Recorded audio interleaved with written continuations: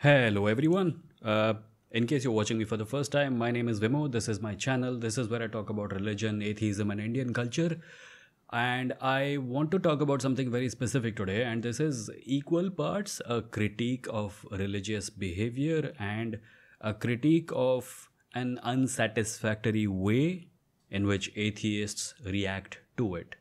And I hope that this will prove to be at least partially something that helps atheists talk to religious people better.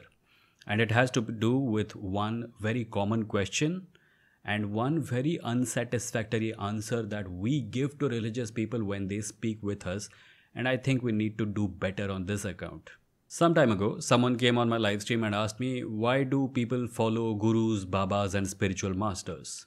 Now, I don't know what your answer was going to be to that person, and I suspect that my answer also a few years ago would have been because they're stupid, or that the babas do very nice propaganda, or that the babas have a lot of money and they're able to outspend anyone who's saying more sensible things like, spreading science education or talking about the importance of secular values and society.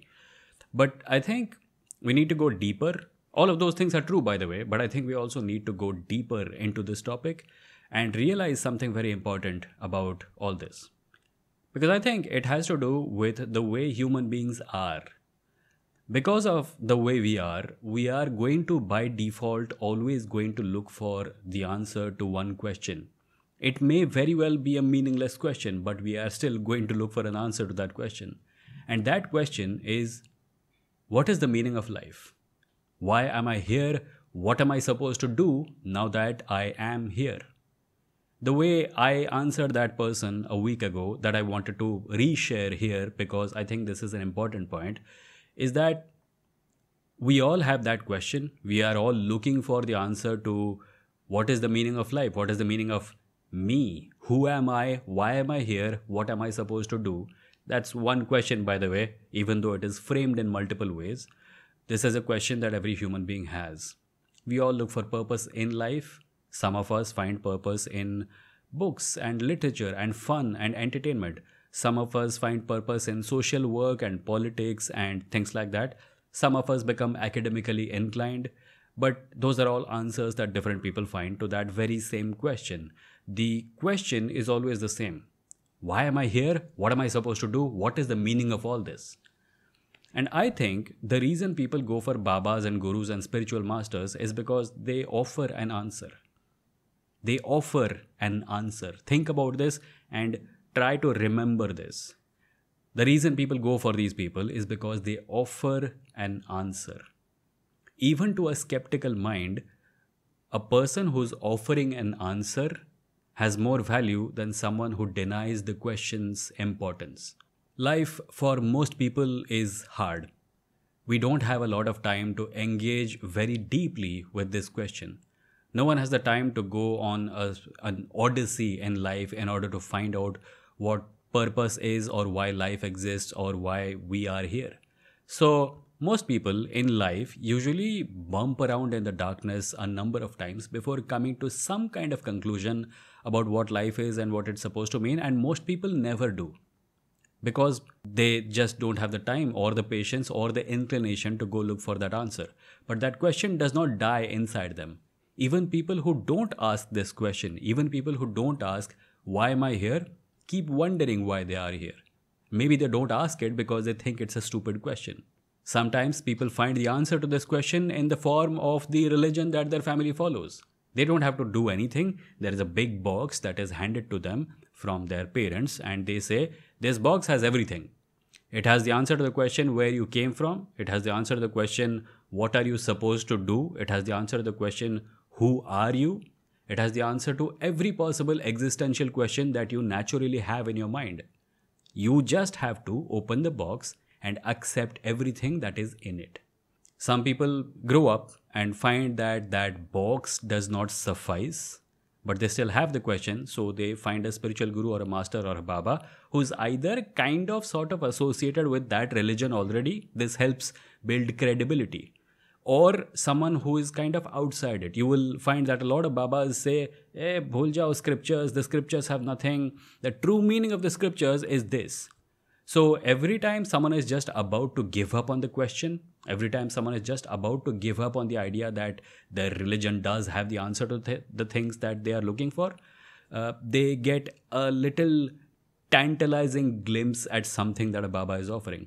Sure, my question did not get answered by my religion, but what's this guy doing? He looks interesting. He looks like he knows what he's talking about. He's offering me an answer. Let me go check with him. And this is often how people become followers of Babas and Gurus and spiritual masters, because they're offering an answer, and that answer is slightly different from the other answer that they have gotten disillusioned from.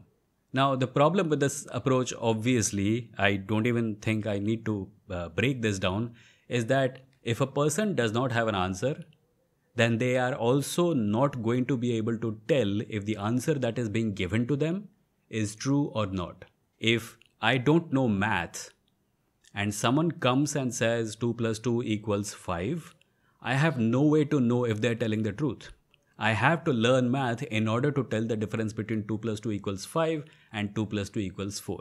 Most people who go to Babas to look for answers to their existential questions and find the answers and accept those answers are not in any position to tell if the answers they have are true or not. This is why religious people often struggle when you ask them, how do you know this is true?